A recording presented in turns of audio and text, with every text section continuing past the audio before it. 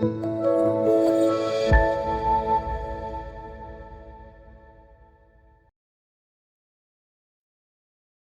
2017, the seventh season of Game of Thrones received more than 1 billion views.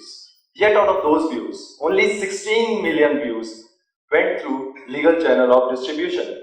Imagine a world in which piracy is a thing of past, in which content creators get their due, audiences don't have to pay their teeth to view what they want. Studios and distributors have inspirational right distribution, and even advertisers are happy. Hi, I am Pushkar Vohra and I'm excited to be here because I am going to tell you something that's gonna change the world for good.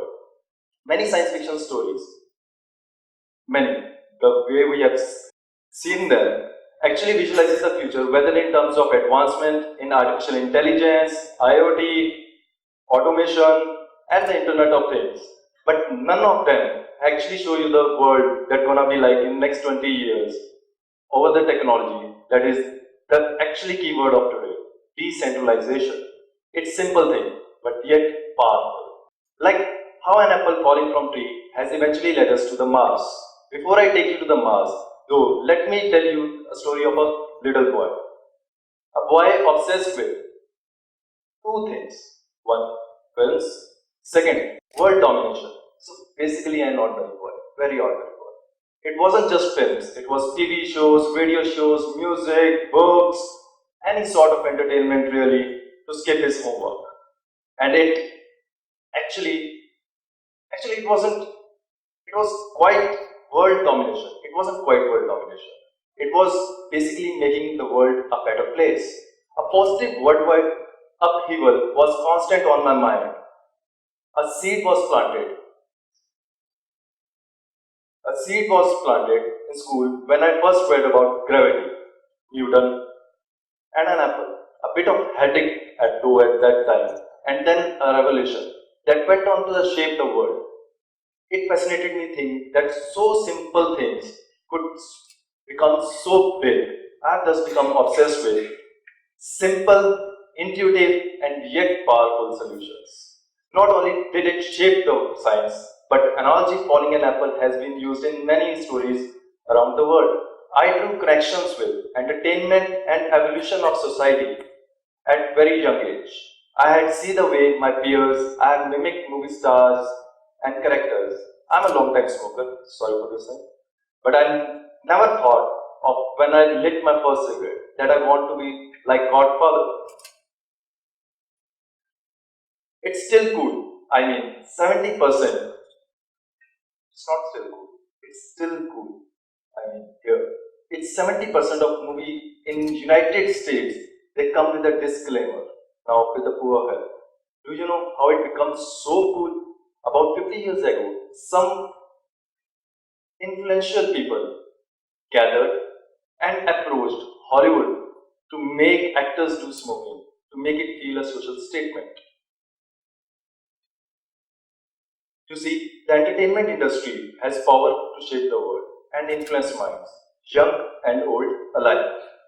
It triggers behavioral changes, and at the core of major transformation lies behavioral change. Thus, if we want to initiate a positive societal transformation, we should target behavioral changes. As Jason Melly earlier said, behavior is the end result of prevailing story in one's mind. Change the story and behavior will change. The entertainment industry tells us what is trending and what to wear. How many of you know about TV series 24 in United States that had actually apparently contributed for the Obama winning the presidential elections?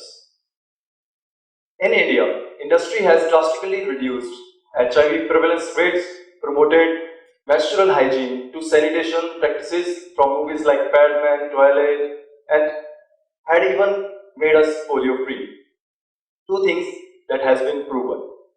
One, entertainment industry on whole put a real big impact on us. Second, we heavily underestimate the impact of media and entertainment industry on us, being humans. The entertainment industry is a perfect candidate as such a trigger, being collection of creative minds, directors, producers, distributors, advertisers, financiers, and viewers.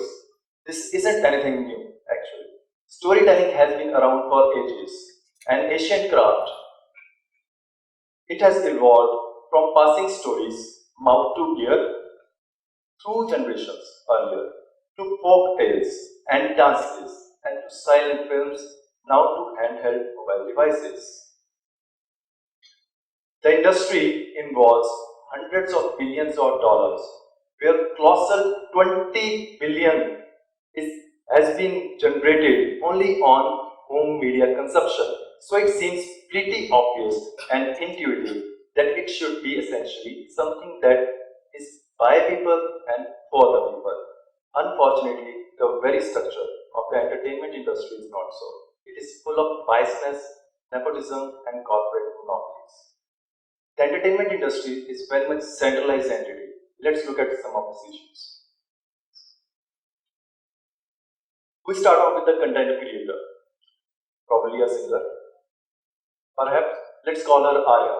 Now Arya has a sensational voice that can move mountains, but her original songs in the form of online videos don't gain traction because platforms keep on changing their discovery algorithms.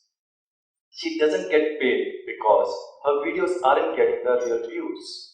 The view she does get because of free pudding. When some random singer, let it be stranger post of a singer that is a stranger and post a video of her on Facebook without linking back to her. She doesn't know anyone in the industry to get her in.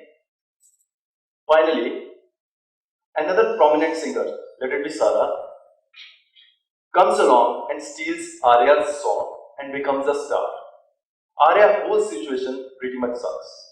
And the world may miss out the next Aritra Franklin. Let's move on to the content viewers now. The viewers, the driving force of the industry, want to see amazing high quality content that matches their own interests. But much of the content has been ruled out by or driven by advertisers. Decisions about what can be viewed are made by big corporate monopolies, whether online through different sources or offline through cinema halls. Basically, they care about more about shareholders than the viewers. More than that, in this age, they face the trust issues when it comes to their private data and identities.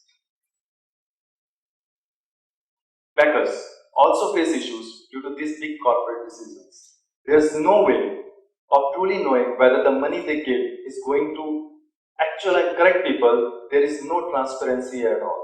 They also may be able to find the content they want to back due to biased discovery algorithms.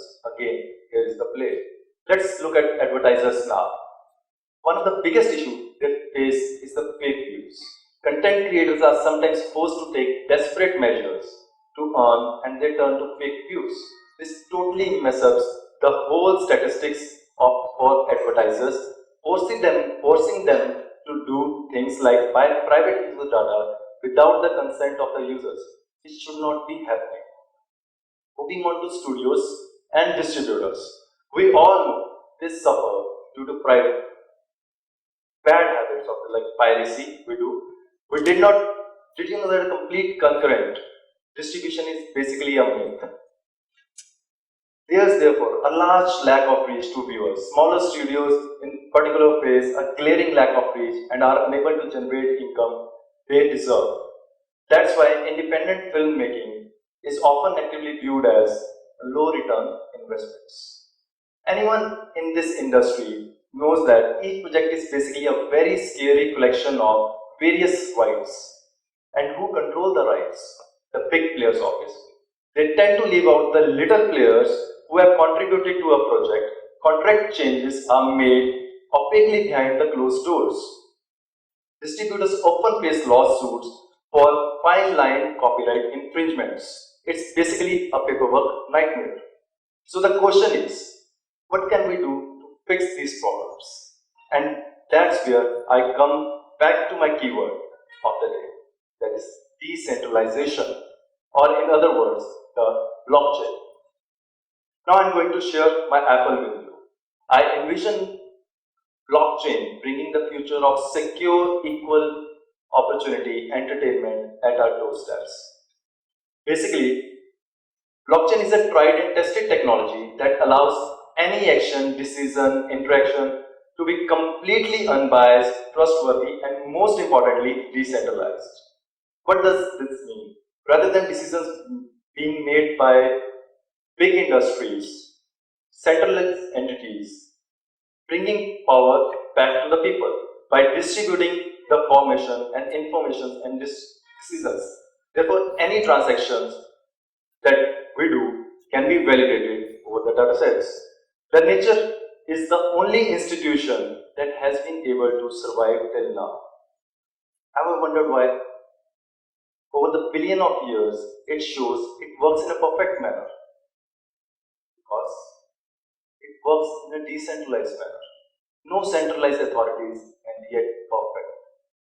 But it is such a great disappointment, even after 2 lakh years of existence, we are still not able to work in a decentralized way or perfectly, you can say that. Ladies and gentlemen, the future is decentralization, that's for sure. I imagine a completely transparent, tamper-proof and incentivized entertainment ecosystem. Just one single platform that can raise, project funds, stream content, connect with fans and collect all the revenue in a very legitimate manner. Let me come back to our single friend Arya now. Now, Arya would thrive in this ecosystem. Why? She can rely on the use of reputation management systems in which she gains reputation points, not because she knows someone, not because of, and that is totally because of her talent now. And it won't simply a system of likes the way we use in Facebook. It's every user reputation would be linked to the reputation of any person he or she endorses, and every endorsement would be incentivized. This genuine points will guide an intuitive recommender system, making Arya discoverable to viewers and record companies alike.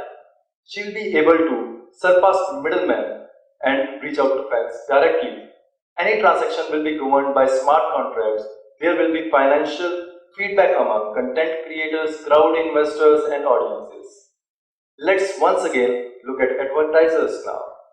Uses of this blockchain powered ecosystem will be validated because it is extremely hard to program boards over the blockchain, though that are possible, very much possible, because every transactions get its record, so it's hard to manipulate. In return of genuine views, advertisers will directly pay the original content creators. It's a total win-win situation.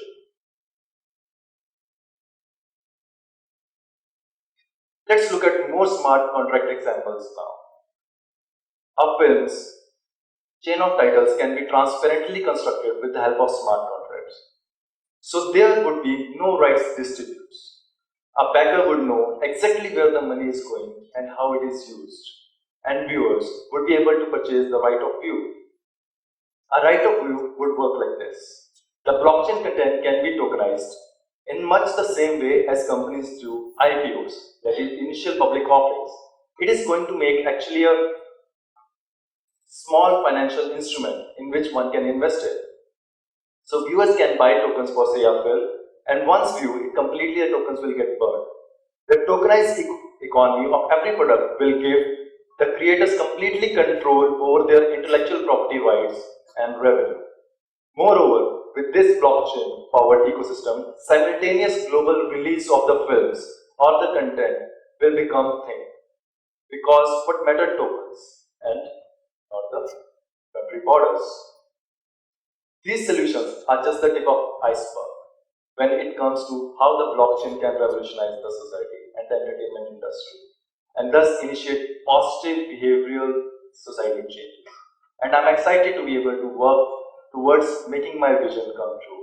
I have no doubt that this next big apple will go on to change the world.